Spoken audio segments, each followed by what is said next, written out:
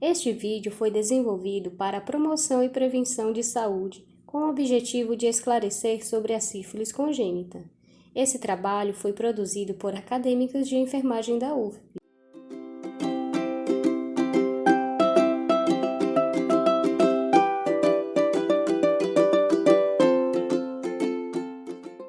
Olá, seja bem-vindo ao nosso vídeo sobre sífilis congênita, uma doença que afeta bebês e traz graves consequências. Nesse vídeo vamos entender como prevenir, diagnosticar e tratar essa condição. A sífilis congênita é uma doença que traz graves consequências ao bebê. Ela é transmitida da mãe para o feto durante a gestação ou durante o momento do parto, quando o recém-nascido entra em contato direto com lesões causadas pela sífilis. O agente causador desta doença se trata de uma bactéria chamada Treponema pallidum. É uma bactéria que possui alta patogenicidade, ou seja, tem altas chances de causar o adoecimento do ser humano, ao qual é o seu único reservatório. A transmissão da sífilis pode ocorrer em qualquer momento da gestação e também durante o parto. A infecção fetal tem muita relação com o estágio clínico da sífilis que a mãe se encontra, como o estágio da sífilis primária e secundária, e também íntima relação com o tempo ao qual o bebê foi exposto à sífilis. Vimos de forma geral como se dá a doença. Agora vamos entender quais são as manifestações clínicas da sífilis congênita.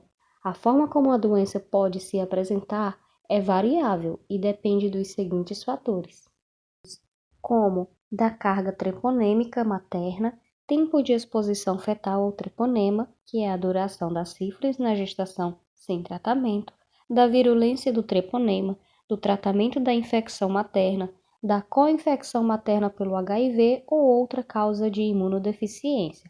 Esses fatores poderão causar aborto, prematuridade, natimorto ou óbito neonatal, sífilis congênita sintomática ou assintomática ao nascimento.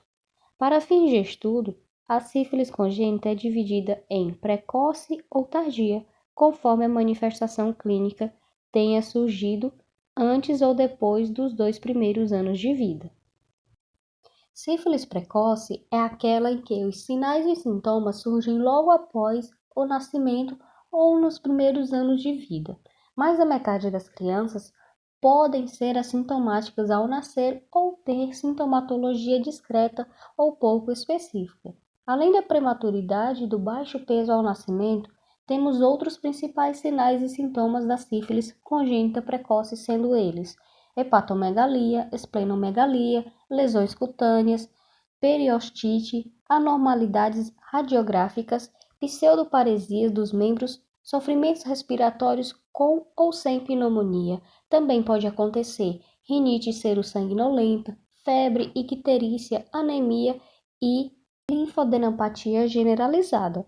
Já a sífilis tardia, ela é definida como aquela em que os sinais e sintomas surgem após os 2 anos de idade da criança, geralmente devido à infecção por treponema menos virulentos ou infecção materna de longa duração. Essa fase da doença se caracteriza pelo aparecimento de estigmas, que, em geral, resultam das cicatrizações das lesões iniciais produzidas pelo treponema. As principais manifestações clínicas da sífilis congênita tardia são tíbia em lâmina de sabre, fronte olímpica, nariz em sela, dentes incisivos, medianos superiores, eles vão estar deformados, molares em amora, mandíbula curta, arco palatino elevado, ceratite intersticial, perda auditiva sensorial e dificuldades no aprendizado. Diagnósticos, testes diagnósticos e tratamento. Entendemos até agora como a doença se apresenta em um bebê. Porém, de que forma pode-se comprovar que a criança possui a sífilis congênita? Para isso, são realizados diagnósticos específicos e complexos, pois 60 a 90% dos recém-nascidos são assintomáticos, e mesmo naqueles com alguma expressão clínica, Os sinais e os sintomas costumam ser discretos ou inespecíficos. Para tanto, é necessário analisar alguns fatores para descartarmos ou não o diagnóstico, como avaliar a história clínica, epidemiológico da mãe, realizar exames físicos, exames laboratoriais e exames radiológicos da criança.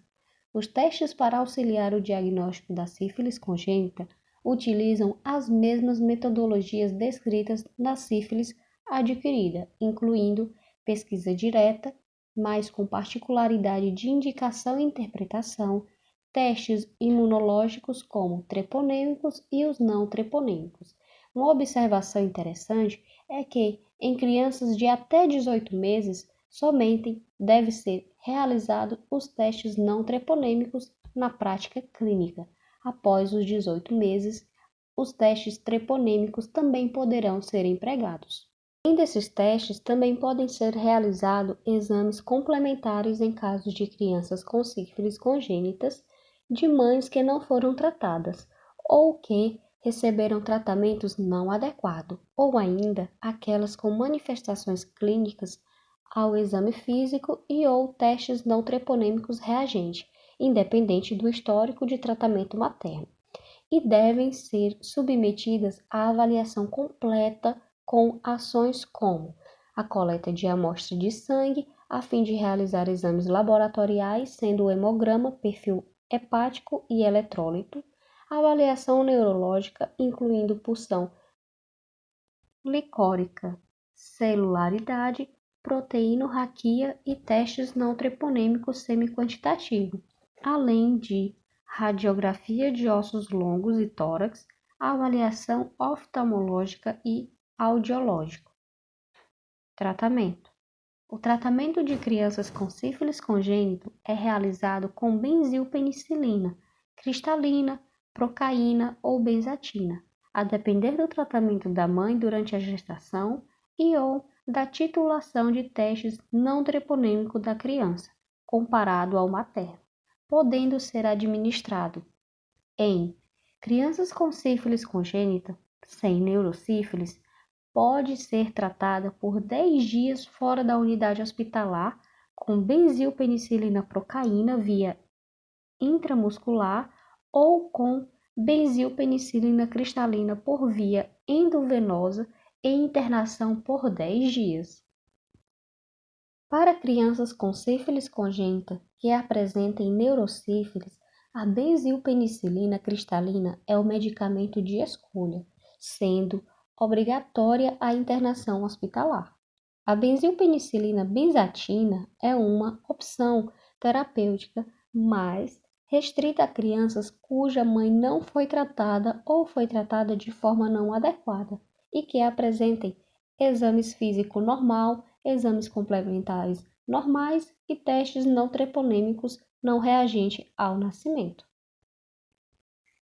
Segmento. Após a alta da maternidade, todas as crianças expostas a sífilis, crianças nascidas assintomáticas e de mãe tratada de forma adequada e com resultados de testes não treponêmicos até uma diluição maior que a materna, ou com sífilis congênitas, devem seguir o monitoramento clínico e laboratorial na atenção primária durante consulta de puericultura de rotina. Crianças com sífilis congênitas sintomáticas e assintomáticas devem ser referenciadas também para o serviço especializado e hospitalar, conforme a avaliação de cada caso. Crianças expostas também podem ser acompanhadas de forma complementar em um serviço de referências existente no território.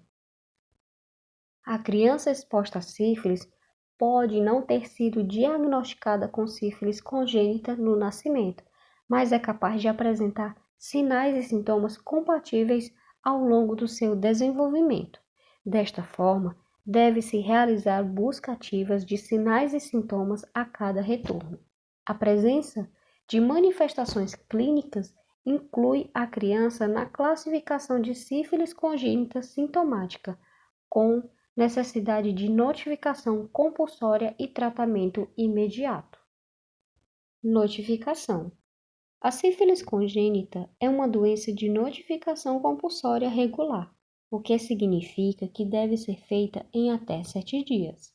A notificação é registrada no Sistema de Informação de Agravos e Notificação, o SINAM, mediante o preenchimento e o envio da ficha de notificação investigação de sífilis congênita, que deve ser completada pelo médico ou por outro profissional de saúde no exercício de sua função.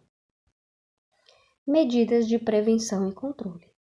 As medidas de prevenção têm como objetivo desenvolver ações para reduzir a morbimortalidade, definir e indicar as medidas de controle da transmissão vertical da sífilis e interromper a cadeia de transmissão para eliminar a sífilis congênita.